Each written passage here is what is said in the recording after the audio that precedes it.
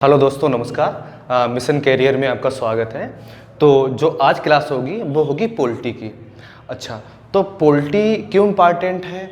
जो तैयारी कर रहे हैं उनके लिए इम्पॉर्टेंट है ही, जो नहीं कर रहे हैं तैयारी उनके लिए भी इम्पॉर्टेंट है कि कौन सी धाराएं से क्या है, कि हमारे कौन से अधिकार जो मूल अधिकार हैं, ठीक, कौन से आपके मौलिक अधिकार हैं या आपके नीति नीतिक सिद्धांत हैं, तुम्हारे कौन सी ड्यूटीज़ हैं, ये तुम्हें पता होना चाहिए। तो आज जो शुरुआत करेंगे बिल्कुल न्यू है। तो पॉलिटी में जो है पहला चैप्टर है अनुसूचियाँ। ठीक, तो क्या है, स्टार्ट करते हैं।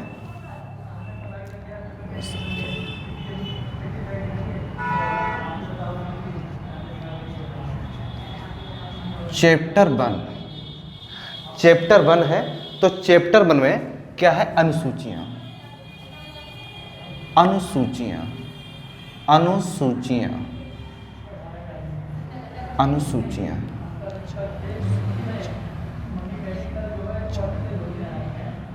अनुसूचियाँ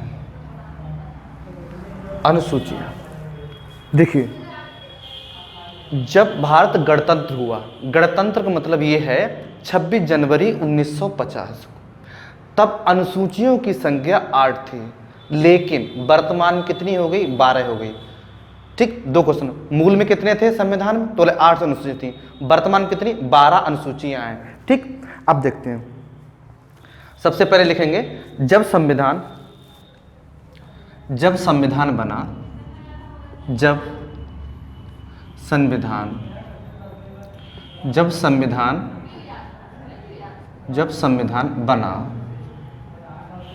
जब संविधान बना तो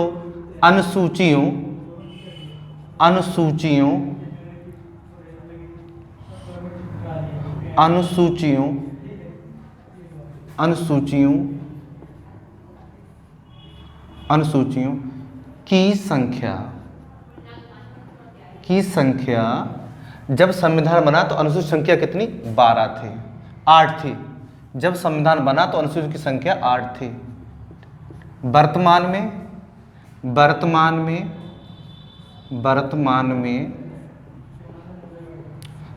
में 12 हो गई है।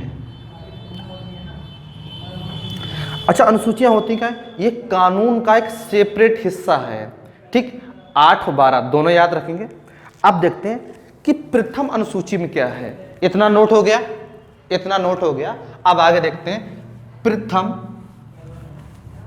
प्रथम अनुसूची में क्या है। प्रथम अनुसूची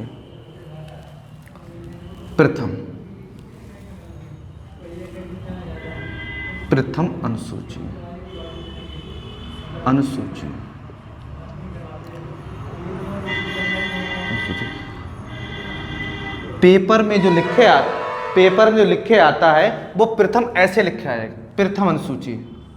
इसमें क्या है कि भारत राज्यों का संघ है, ये बताया गया है। क्या बताया? कि भारत जो है एक राज्यों का संघ है, अर्थात जो भारत है वो राज्यों से मिलकर बना है। ठीक, प्रथम अनुसूची में क्या देखते हैं? प्रथम अनुसूची यार है ऐसे, तो ये प्रथम जो है रोमन अंकों में मिलेगा, रोमन अंकों में ही मिलता है प्रथम। तो क्या देखते हैं इसमें? भारत राज्यों का संघ है। क्या है? भारत राज्यों का संघ है। भारत राज्यों का संघ है। इसका तात्पर्य ये है कि कोई भी राज्य भारत में शामिल हो जाएगा तो कभी भी वो अलग नहीं होगा, इनका है। इसमें क्या है? इसका तात्पर्य यही है। अब दूसरी अनुसूची देखते हैं, अनुसूची 2।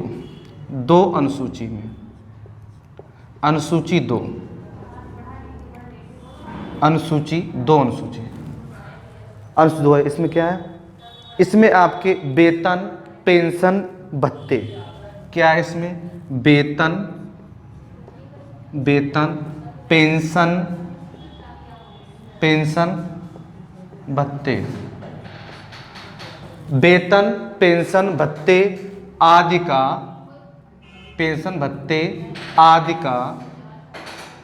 का उल्लेख किया गया है। किया गया है। देखो अगर आप पूछे वेतन किस में, दूसरी अनुसूची में, पेंशन भत्ते, ठीक, एक मिनट, दूसरी अनुसूची में क्या है, तो कहते हैं वेतन भत्ते और पेंशन, ये अनुसूची 2 में है। अनुसूची 3 में क्या है, अनुसूची 3 में 3 अनुसूची अनुसूची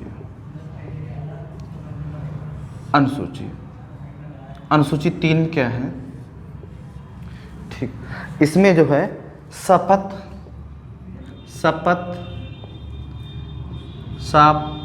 या प्रतिज्ञान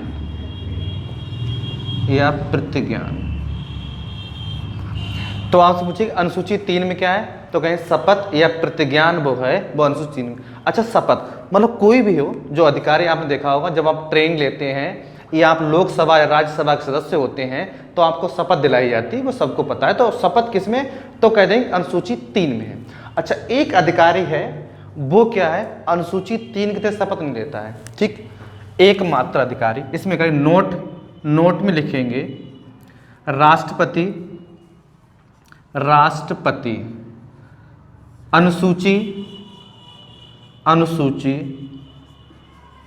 अनुसूची 3 के तहत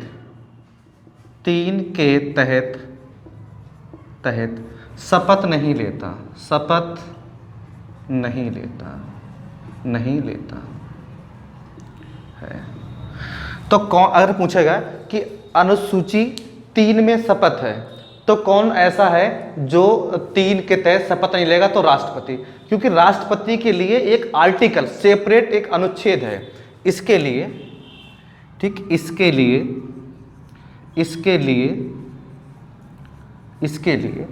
आर्टिकल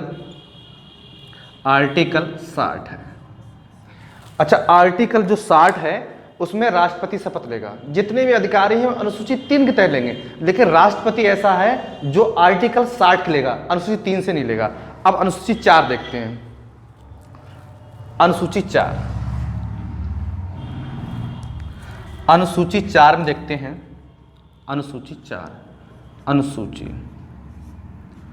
अनुसूची है 4।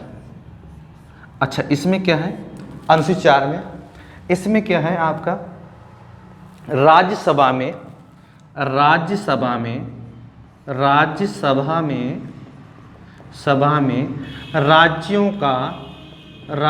का प्रतिनिधित्व, ठीक, अच्छा ठीक, राज्यसभा में राज्यों का प्रतिनिधित्व, मान लो जो राज्यसभा में राज्यों की सीटें जाएंगी, तो इसमें जो है, इसमें नोट में लिखेंगे, चलो इतना करो, राज्यसभा में राज्यों का प्रतिनिधित्व। अच्छा राज्यसभा होती क्या है, जैसे एक संसद के अंग होते हैं 3 अंग हो रहे हैं। एक क्या है, राज्यसभा, फिर दूसरी है लोकसभा, तीसरी है आपका राष्ट्रपति। इतना नोट करेंगे। देखो संसद एक विधायिका है, विधि बनाने का काम करती है, सबसे बड़ी विधायिका है भारत की संसद। क्या काम करती है, बोले गुरुजी विधि बनाने का, अधिनियम ला बनाने का या अधिनियम बनाने का काम करती है। बोले ठीक है। अब देखते हैं, तो अब इसमें क्या है, एक इसका हिस्सा है राज्यसभा। तो राज्यसभा का चुनाव नहीं होता है, प्रत्यक्ष चुनाव नहीं, तो अप्रत्यक्ष चुनाव होते हैं। जैसे मान लो भाजपा के या सपा के या जो प्रांतों में जो सरकारें हैं उनकी अपनी सीटें, जो उनके विधायक होते हैं वो यहाँ भेजते हैं। ठीक, ये याद रखना है। राज्यसभा विधायक भेजते हैं। तो ये पूछा गया है कि राज्यसभा में, नोट, राज्यसभा में ठीक, उत्तर प्रदेश की कितनी सीटें हैं,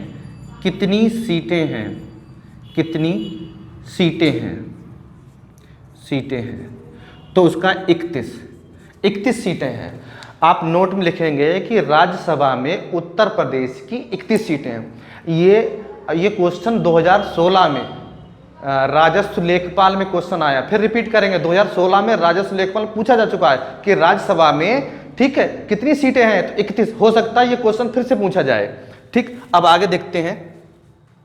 और ये राज्यसभा समझ जाएंगे कि ये संसद का एक हिस्सा है। राज्यसभा क्या है? संसद का हिस्सा है। ठीक, आगे विस्तार से और बताएंगे नेक्स्ट। फिर आगे देखते हैं अनुसूची 5 में क्या है? 5 में देखते हैं अनुसूची 5 में ये कह रहा है, अनुसूची 5 बी अनुसूची, 5 बी अनुसूची। ठीक है, 5वीं अनुसूची क्या है कि संविधान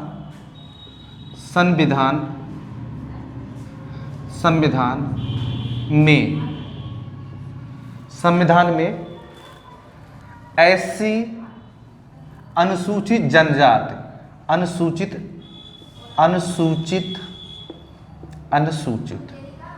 जाति। देखो, अनुसूचित संविधान में अनुसूचित जाति एवं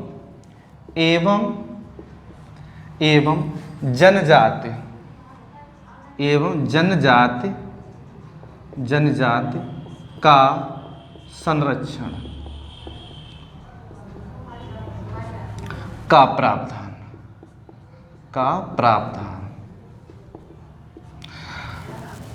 5वीं अनुसूची पे याद करेंगे कि संविधान में ये लिखा हुआ है अनुसूचित जाति अर्थात एससी। ठीक, या तो एससी कर लो या अनुसूचित जनजाति, अनुसूचित जनजाति का, अनुसूचित जनजाति मतलब क्या होता है? एसटी का प्रावधान। तो 5वां बहुत इंपॉर्टेंट है, कई बार पूछा जा चुका है।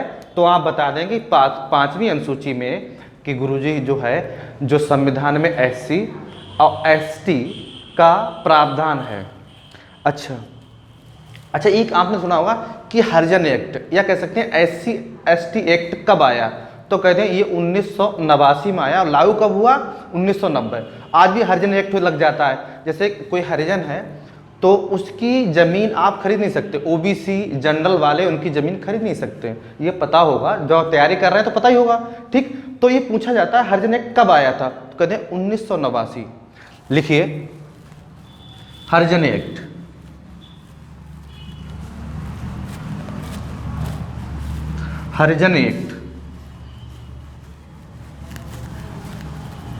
हरिजन एक्ट क्वेश्चन है। अब देखो, हरिजन एससी या एसटी, ठीक, एक्ट, या इसका दूसरा नाम क्या है? हरिजन एक्ट।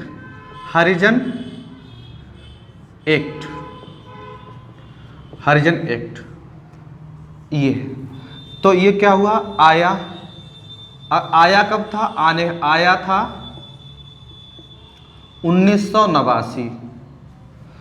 लागू हुआ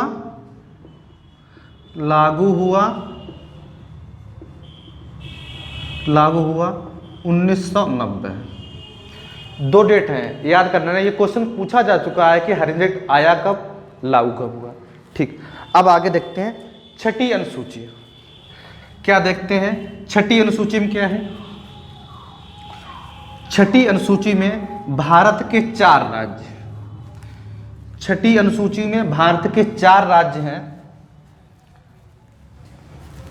भारत के 4 राज्य, उसमें छठी अनुसूची 5। अब एक छठ बी अनुसूची,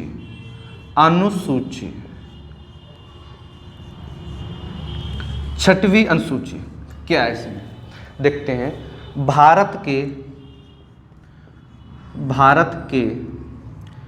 4 राज्यों की एसटी अर्थात अनुसूचित जनजाति, अनुसूचित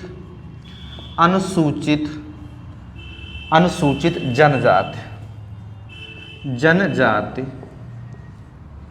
का संरक्षण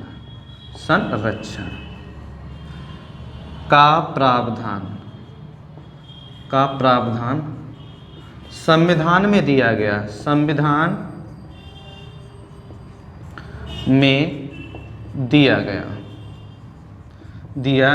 है। ये देखो, आपका छठी पूछी जाए तो क्या कहेंगे कि भारत के ऐसे कौन से राज्य, बोले 4 राज्य जिसमें उनकी जनजातियां एसटी, केवल एसटी की बात हो रही है, ठीक। छठी में, 5वीं में दोनों हैं, लेकिन छठी में केवल एसटी, अनुसूचित जनजाति, एसटी अनुसूचित जनजाति का संरक्षण का प्रावधान दिया गया है, ठीक। इतना हो गया। अच्छा, वो 4 राज्य हैं कौन कौन से, तो देखते हैं। वो 4 राज्य नंबर 1 पे है, असम, 2 पे मेघालय, 3 पे है त्रिपुरा, तीसरे पे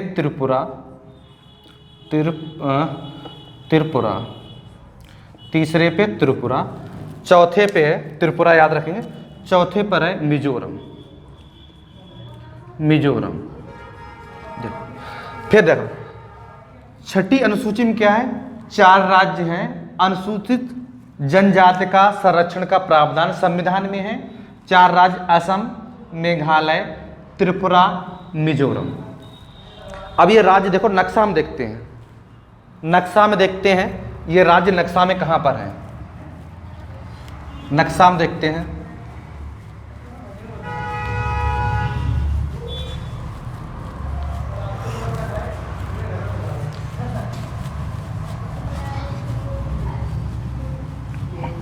मैप पकड़ बनानी है अच्छे से, नक्शा देखते हैं। देखो, ये भारत का मैप रहा, ये भारत का मैप है।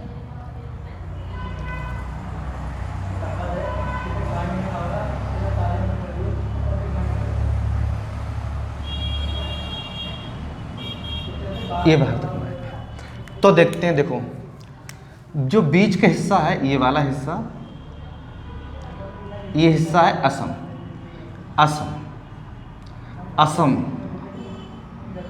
असम हो गया। असम से नीचे ये वाला हिस्सा है मेघालय,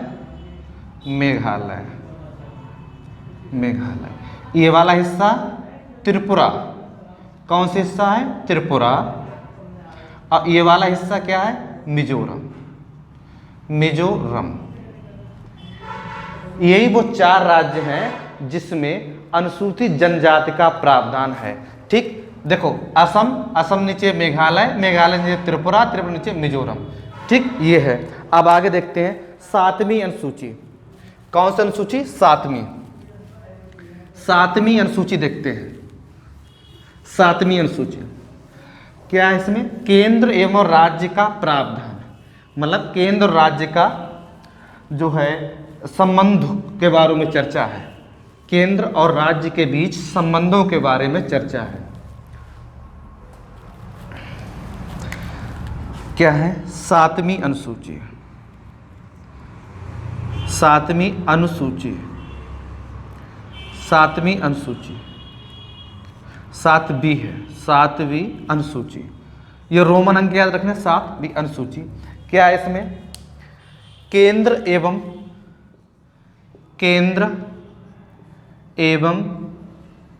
राज्यों के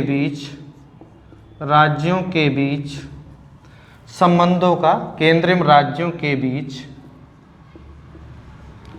केंद्र एवं राज्यों के बीच संबंधों की चर्चा के बीच संबंधों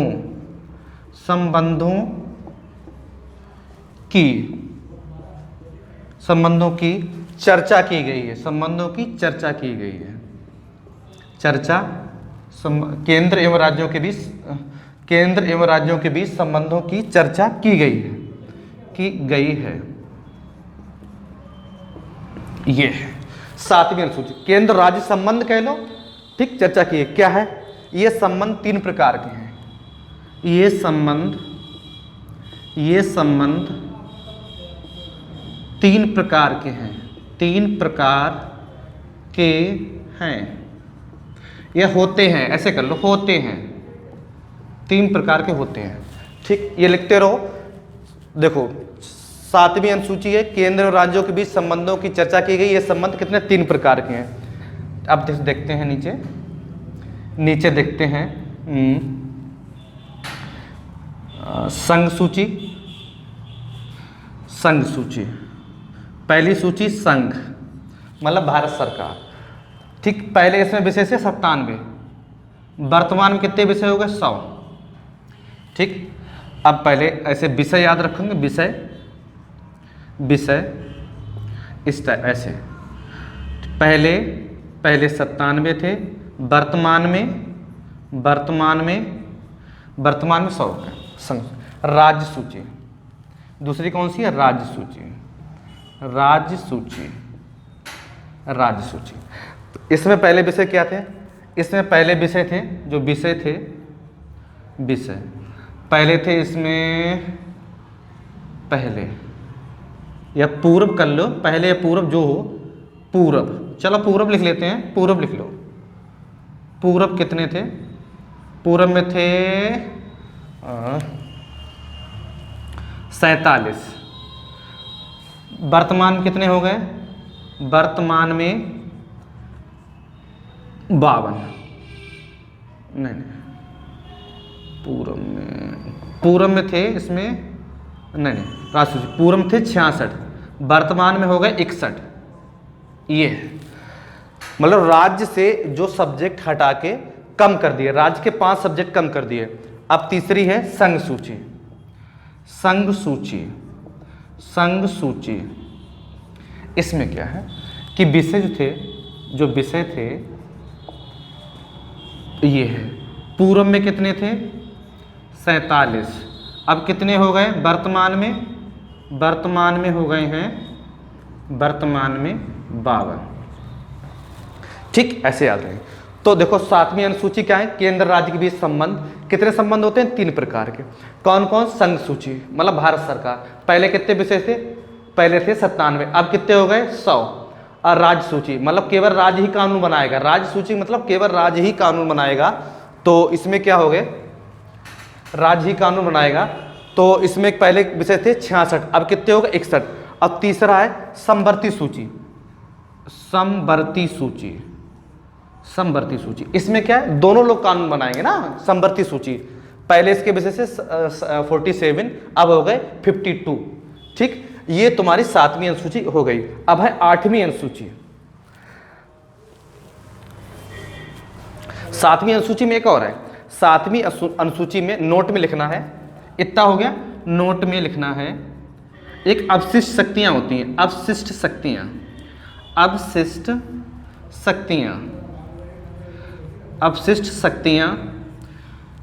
संसद के पास होंगी,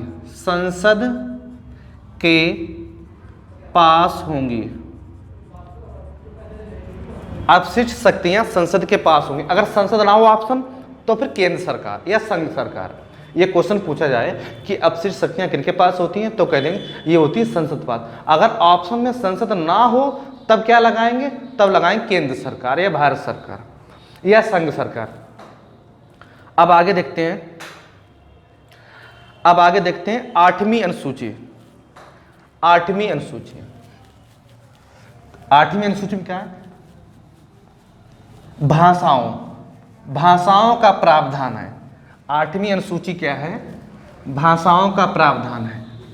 देखते हैं कौन कौन सी भाषाएं हैं। अच्छा,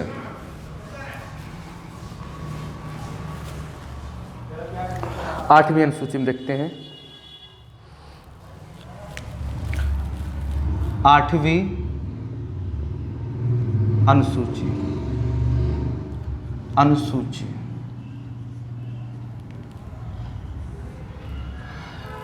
संविधान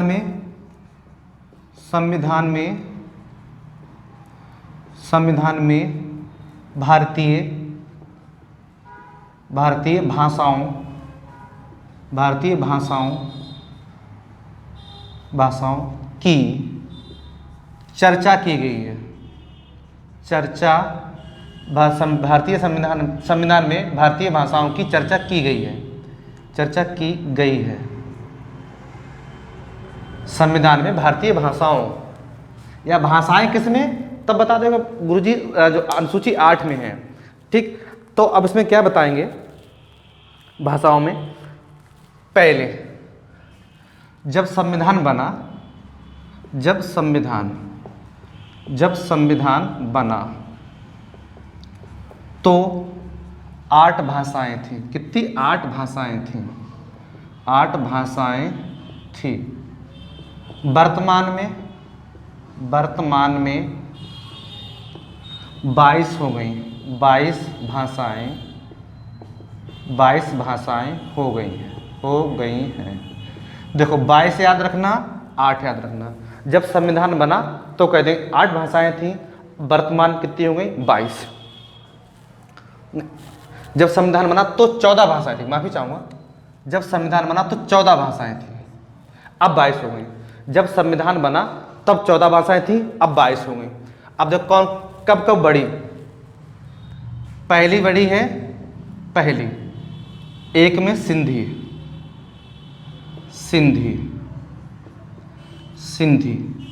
तो कितनी हो गई? पहली सिंधी, दूसरी दोबारा बनी, पहली सिंधी दोबारा बनी है नेपाली और मणिपुरी, तीसरी कोकड़ी। देखो तो पहली फिर है दूसरी, पहली हो गई, फिर पहली, दूसरी, तीसरी, फिर और बढ़ी है इसमें, फिर इसमें बढ़ी है इसमें बढ़ी है तुम्हारी बोडो, और फिर बढ़ी है बोडो एक है।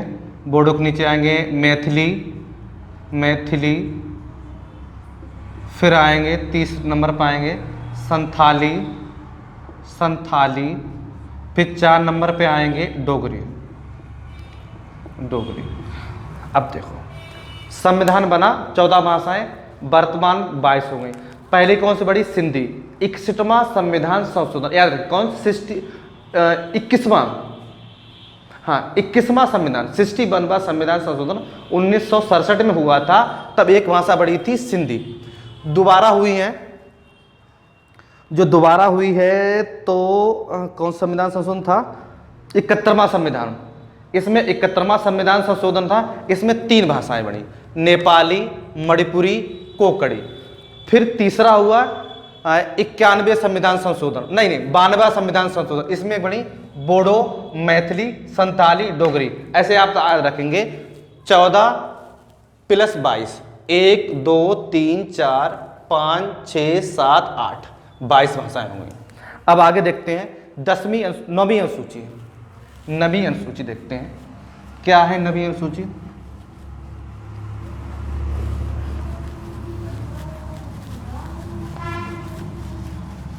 नवीं अनुसूची देखते हैं।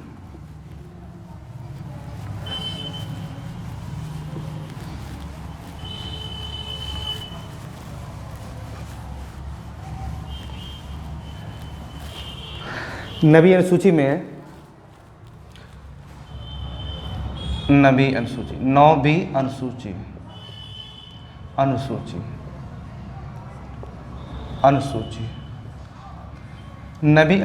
इसमें क्या है? भूमि सुधार को शामिल किया गया। भूमि सुधार,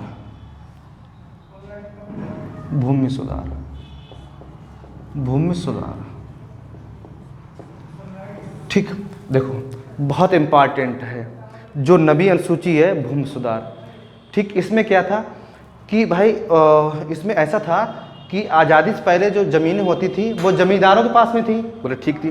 फिर क्या हुआ 1991 में प्रथम संविधान संशोधन हुआ। संविधान बना कब था? बोले 50 में। संशोधन कब हुआ? 51 में। कौन सी अनुसूची जोड़ी गई? तो 9वीं। 8 तो पहले थी ना, तो 9वीं जोड़ी गई थी। इसमें है क्या? भूमि सुधार। आगे देखते हैं 10वीं अनुसूची, 10वीं अनुसूची, 10वीं अनुसूची में क्या है? ठीक है, दल बदल का प्रावधान है, जो एक पार्टी से दूसरी पार्टी में जाएंगे उसका प्रावधान है। दल बदल का प्रावधान, दल बदल का प्रावधान। देखो इसमें क्या है कि जब एक पार्टी से दूसरी पार्टी में जाओगे कि नियम के तहत जाओगे, अर्थात जिस पद पे हो वो पद आपको इस्तीफा देना पड़ेगा। जो भारतीय इसमें वर्तमान में ये चल रहा है कि भाई जिस पोस्ट पे थे सबसे पहले उस पोस्ट से त्यागपत्र दो, उस पार्टी से रिजाइन करो, तब आप दूसरी पार्टी में जाओगे। तो दल बदल का प्रावधान क्या है? 10वीं अनुसूची में। अब 11वीं अनुसूची में क्या है? 11वीं अनुसूची, 11वीं अनुसूची, 11वीं अनुसूची में क्या है? इसमें है पंचायती राज व्यवस्था को संवैधानिक दर्जा दिया। पंचायती राज व्यवस्था को पंचायती राज व्यवस्था को संवैधानिक दर्जा दिया गया। संवैधानिक दर्जा दिया गया। ये है पंचायती राज व्यवस्था को कौन? संवैधानिक, मतलब ये चीज संविधान में ऐड कर ली गई। पंचायत, अब पंचायत जो ग्रामीण परिप्रेक्ष्य से पता ही, ग्राम पंचायत वही पंचायती राज व्यवस्था। ठीक, तो ये लागू कब हुआ? ये व्यवस्था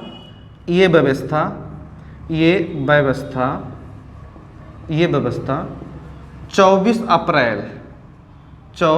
अप्रैल 1993 को लागू हुई। 24 अप्रैल 1993 को लागू हुई। इसीलिए क्या है, पंचायती राज दिवस कब मनाते हैं? बोले 24 अप्रैल। ये क्वेश्चन आया है, पंचायती राज दिवस कब मनाते हैं? 24 अप्रैल। फिर आगे देखते हैं, अगर आपसे क्वेश्चन आए पंचायत में कितने विषय हैं? पंचायत में 29 विषय का प्रावधान, 29 विषयों का प्रावधान है। अभी आप पैट का पेपर उठा के देख लो, जो नए लोग हैं, पुराने लोग समझते हैं, पैट का पेपर उठा के देख लो, उसमें ये पूछा गया है कि पंचायत में कितने विषय? 29। ठीक, हो सकता है अब की बार पूछा है पंचायत दिवस कब मनाया था? 24 अप्रैल को। ये व्यवस्था कौन से? ये 11वीं अनुसूची में है। कौन सी अनुसूची? 11वीं अनुसूची में है। ठीक, ये कैसा? इसे संवैधानिक दर्जा दिया गया है। ठीक, कब दिया गया था? 29 विषय। अब आगे देखते हैं 12वीं अनुसूची। 12वीं अनुसूची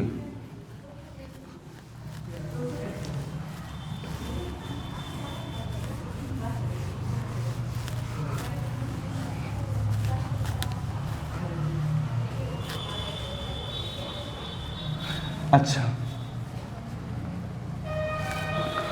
12वीं अनुसूची,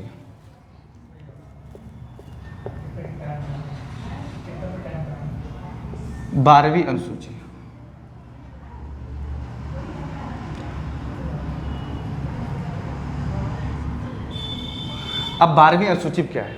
बड़ा ध्यान समझे। इसमें शहरी निकाय को संवैधानिक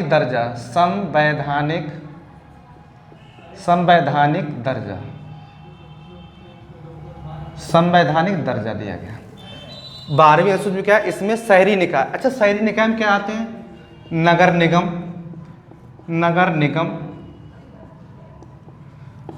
नगर पालिका परिषद, नगर